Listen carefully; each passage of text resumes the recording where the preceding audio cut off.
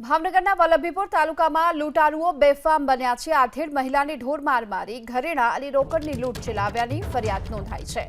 વાણિયા શેરીમાં સવારે 9 વાગ્યાની આસપાસ આ ઘટના બની છે। મામલતદારના ઘરની સામે જ આવેલા મકાનમાં લૂંટારુઓ ત્રાટક્યા હતા અને ઘરમાં ઘૂસી આધેડ મહિલાને માર મારી અને લૂંટ ચલાવી।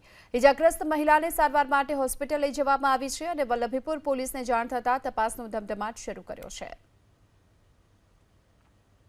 આ બનાવીને રામાપીરના મંદિરે બે જણા દર્શન કરી આવ્યા, બરોબર।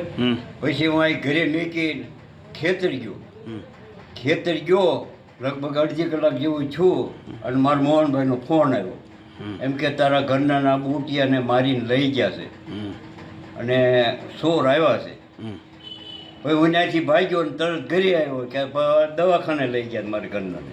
ઘરેણું હતું લગભગ 2-3 લાખ રૂપિયાનું, દોરો બુટિયા ને એવું હું છે એ મારા ઘરનાને ખબર છે ભાઈ, એ લઈ ગયા છે।